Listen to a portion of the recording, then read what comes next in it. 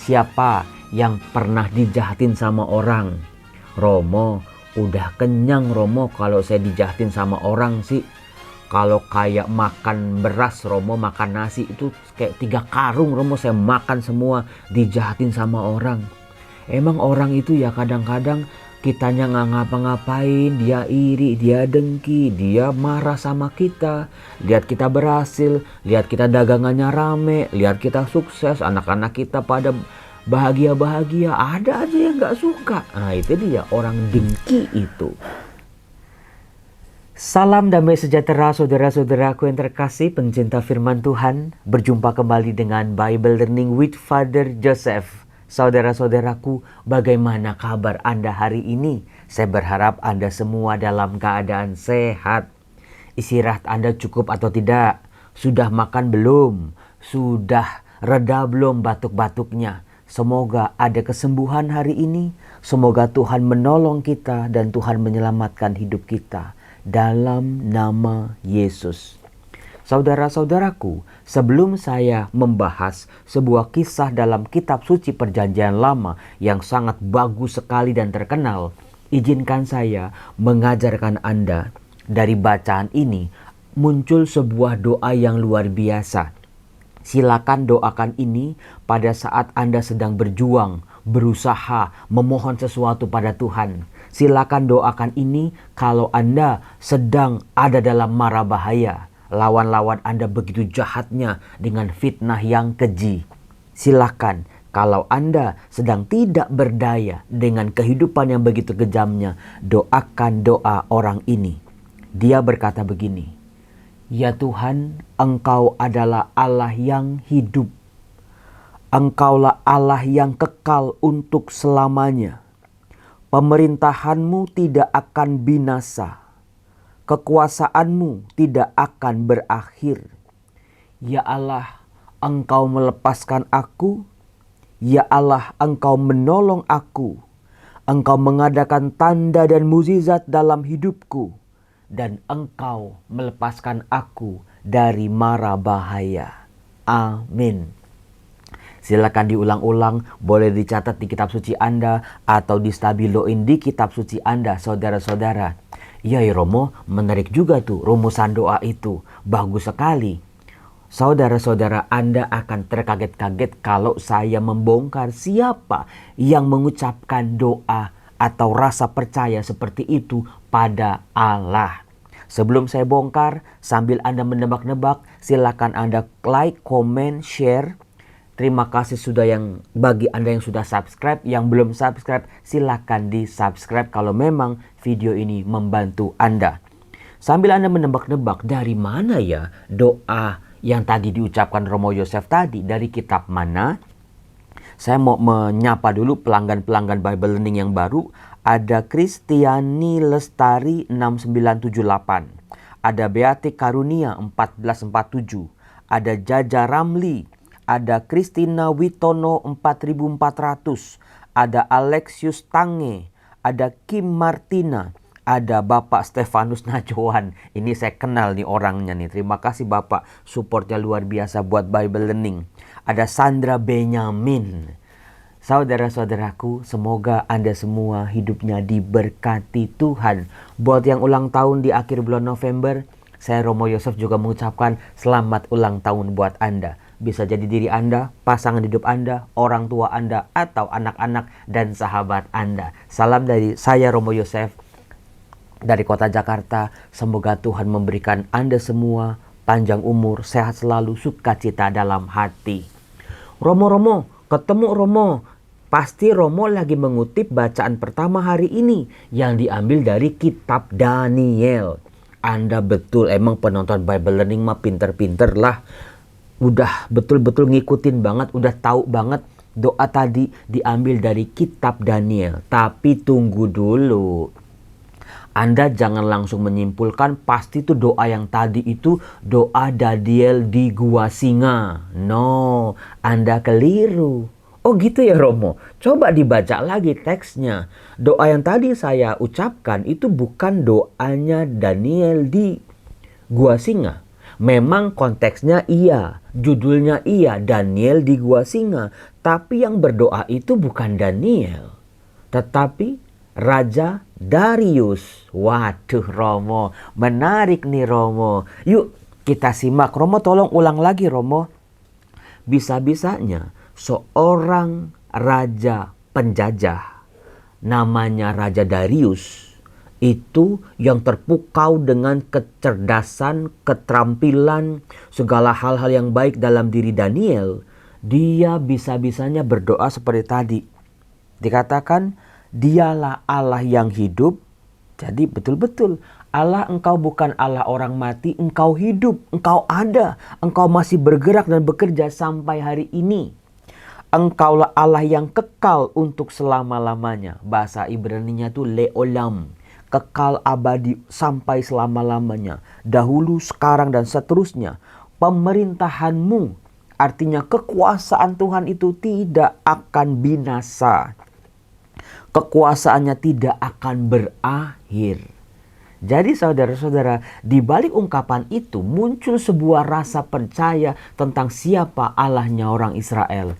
Hidup, kekal, kuasanya tidak akan berakhir, pemerintahannya tidak akan binasa.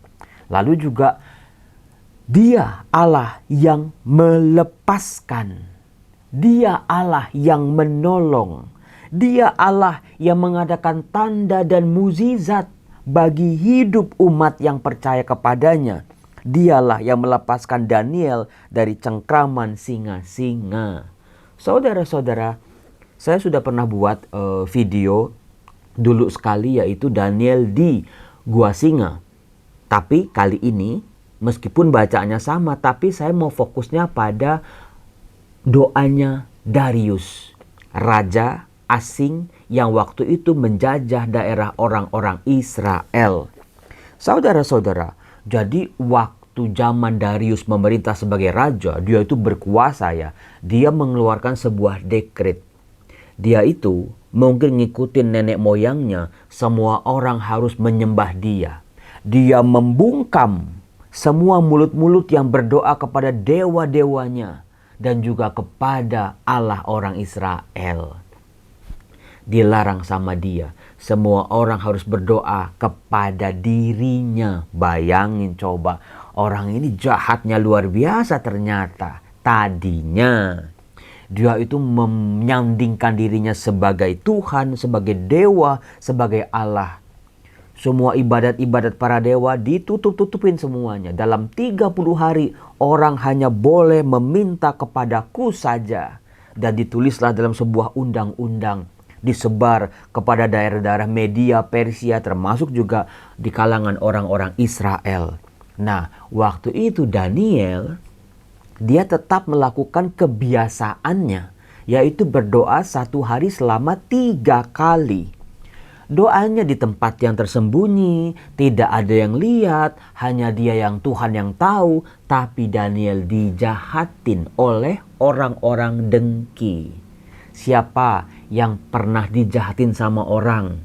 Romo, udah kenyang Romo kalau saya dijahatin sama orang sih.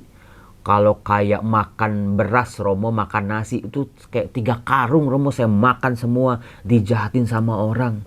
Emang orang itu ya kadang-kadang kitanya nggak ngapa-ngapain, dia iri, dia dengki, dia marah sama kita. Lihat kita berhasil, lihat kita dagangannya rame, lihat kita sukses, anak-anak kita pada bahagia-bahagia. Ada aja yang nggak suka. Nah itu dia orang dengki itu. Kalau Anda sedang dijahatin sama orang dengan orang-orang dengki iri hati, doakan yang tadi ya. Dikatakan Daniel lagi berdoa di kamarnya, tidak di tempat umum. Dia berdoa dan memohon kepada Allahnya. Lalu orang-orang ini mengintip, wah Daniel ternyata berdoa. Kan orang-orang ini sedang iri hati luar biasa. Karena prestasi Daniel di mata Raja Darius itu sangat mentereng. Bayangin Daniel jadi anak emasnya Raja Darius karena mampu membuat banyak tanda dan mukjizat di daerah itu. Nah, mereka menghadap raja dan menanyakan kepada raja, ini jahatnya orang-orang dengki. Mereka mengingatkan, bukankah raja, tuanku mengeluarkan suatu perintah supaya setiap orang yang dalam 30 hari menyampaikan permohonan kepada salah satu dewa atau manusia selain kepada Tuanku akan dilempar ke dalam gua singa. Dengki si ini. Daniel yang lagi berdoa nggak ngusik mereka, nggak ganggu mereka, nggak ngerepotin mereka. Tapi mereka ya itu, ketika ada iri hati, dendam, amarah, keinginan yang mungkin tidak terwujud gara-gara kehadiran Daniel. Nah itu, Daniel dijahatin orang.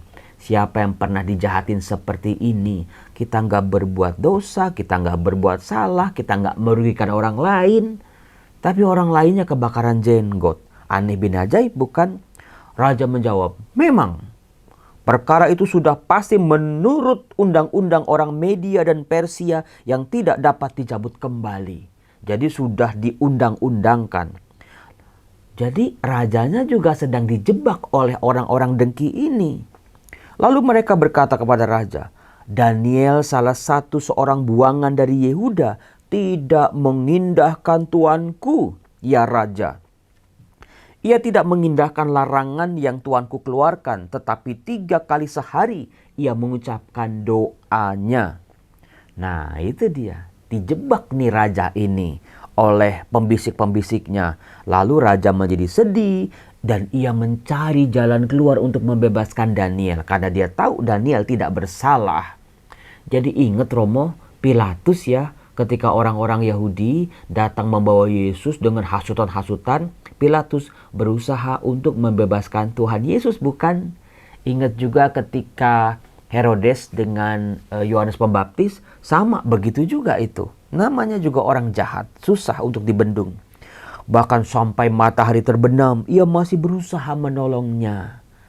Jadi di balik kekejamannya Raja Darius, dia betul-betul terpukau dengan tokoh anak muda dari Yehuda yang bernama Daniel ini. Tetapi para pegawai itu bergegas-gegas menghadap raja serta berkata kepadanya, ketahuilah ya raja, bahwa menurut undang-undang orang Media dan Persia, tiada larangan atau penetapan yang dikeluarkan raja dapat diubah. Lihat orang dengki. Ketika usaha pertama gagal, dia coba lagi. Padahal rajanya sih udah mau membebaskan Daniel. Tapi orang-orang dengki ini tidak pernah puas. Sampai ambisi mereka betul-betul diwujudkan. Udah, rajanya udah terdesak. Rajanya memberi perintah, diambilnya Daniel, dilemparkan ke dalam gua singa. Berbicaralah raja kepada Daniel, Allahmu yang kau sembah dengan tekun, dialah kiranya yang akan melepaskan dikau. Saudara-saudara, sayang sekali nih Raja Darius kepada Daniel. Dia berharap Allahnya Daniel yang disembah dengan tekun akan membebaskannya. Lalu dibawalah sebuah batu diletakkan pada mulut gua itu. Raja mencap batu itu dengan cincin materainya, dengan cincin materai para pembesar-pembesarnya, supaya dalam perkara Daniel tidak diadakan perubahan apa-apa. Jahat sih tadi para pembesar-pembesar raja itu. Lalu pergilah raja ke istana, dia berpuasa semalam-malaman. Jadi ya ada rasa sayang, ada sebuah rasa segan, ada sebuah rasa hormat, ada rasa kekaguman juga raja ini terhadap Daniel, orang muda ini. Ia tidak mendatangkan penghibur, dia juga tidak dapat tidur. Nah, pagi-pagi benar raja ini tidak bisa menahan diri lagi, dia langsung pergi ke gua singa. Dikatakan berserulah ia kepada Daniel, Daniel, hamba Allah yang hidup, Allahmu yang kau sembah dengan tekun, telah sanggupkah ia melepaskan dikau dari singa-singa? Secara logika Daniel pasti sudah dicabik-cabik sama singa-singa ini. Mungkin kata-kata itu lahir dari keputusasaannya, kesedihannya, kemarahannya, gak bisa berbuat apa-apa. Tapi tiba-tiba dari dalam gua singa ada seruan, ya Raja, semoga kekallah hidupmu. Allahku telah mengutus malaikatnya untuk mengatup mulut singa-singa. Maka aku tidak diapa-apakan. Karena ternyata aku tidak bersalah di hadapan Allahku. Demikian pula terhadap tuanku, ya Raja, aku tidak bersalah. Raja sangat bersukacita memberi perintah supaya Daniel ditarik dari dalam gua singa itu. Maka ditariklah Daniel dari dalam gua. Ternyata tidak ada luka sedikit pun daripadanya, karena ia percaya kepada Allahnya. Itulah Allah Daniel, itulah Allah yang kita sembah, itulah Allah yang kita percaya. Tidak ada yang berkurang, tidak ada yang luka. Tuhan, aku kadang-kadang aku khawatir, aku cemas, aku gelisah ketika orang-orang jahat datang membawa hal-hal yang buruk dalam hidupku. Tapi seperti Daniel di gua singa, aku mau percaya kepadamu, Allah yang hidup, Allah yang dengan tekun aku sembah seumur hidupku. Nah, baru dah tuh, saudara-saudara, Raja Darius mengirim surat kepada orang-orang segala suku bangsa. Setelah orang-orang pembesar tadi dihukum, Raja Darius dengan kekuasaannya menulis surat undang-undang berkata begini. Ya, tadi itulah yang saya kutip dalam doa di awal. Di seluruh kerajaan yang kukuasai, orang harus takut dan gentar terhadap Allahnya Daniel. Sebab dialah Allah yang hidup, yang kekal untuk selamanya. Pemerintahannya tidak akan binasa, kekuasaannya tidak akan berakhir. Itu luar biasa itu. Orang yang gak percaya sama Allah, orang yang sombong, orang yang betul-betul sedang berkuasa, akhirnya takluk benar-benar begitu melihat kemuliaan, kekuasaan, keajaiban dalam diri seorang anak muda bernama Daniel yang tidak terluka apapun di gua singa. Allah Israel telah mengubah, bukan cuma menyelamatkan Daniel, tapi juga mengubah seorang yang bernama Raja Darius ini. Allahnya Daniel telah melepaskan, telah menolong, mengadakan tanda dan mukjizat di bumi dan di langit. Dialah yang melepaskan Daniel dari cengkraman singa-singa. Saudara-saudara, cengkraman singa. Kadang-kadang sekarang ya singanya cuma ada di kebun binatang atau di hutan-hutan ya. Tapi dalam kehidupan, orang-orang yang kita hadapi, rekan bisnis, sesama pelayanan, orang-orang sesama di pekerjaan, tetangga, toko sebelah misalnya, itu udah kayak singa-singa yang mencamplok kita. Ditambah lagi dengan hasutan-hasutan orang-orang yang dengki, yang jahat, tambah lagi. Tapi Romo, saya sekarang mau berdoa seperti ungkapan dari Raja Darius tadi. Melihat kebesaran Allah, dia bisa mengungkapkan rasa percayanya. Ya Allah, Engkau Allah yang hidup, yang kekal. Kuasamu tidak akan berakhir, pemerintahanmu tidak akan binasa. Engkau melepaskan, engkau menolong, engkau membuat tanda dan mukjizat di langit dan di bumi. Dan engkau melepaskan aku dari segala mara bahaya. Berkat Tuhan mengalir atas hidup kita saudara-saudara. Dalam nama Bapa dan Putera dan Roh Kudus. Amin. Bye-bye, Tuhan berkati. Saudara-saudara terkasih, bersama saya ini ada Ade Ava. Ade ini sejak lahir terkena sirosis hati, perlu tindakan untuk cangkok hati. Untuk anaknya sendiri itu ditanggung oleh BPJS. Sementara screening pendonor, untuk mencari pendonor sampai pengambilan hatinya sampai dicangkokkan itu tidak ditanggung oleh BPJS. Ade Avelina ini sudah buka link di kitabisa.com, membutuhkan biaya kurang lebih 70 juta, baru ada 15 juta. Maka saya mengutuk teman-teman saya, sahabat Bible Learning, yuk kita bantu dikit-dikit supaya adik ini bisa segera dioperasi. Karena dia perutnya membesar dan betul-betul sangat membutuhkan pertolongan kita. Ini linknya ya, ditunggu ya. Bye-bye, terima kasih buat kebaikan teman-teman semua.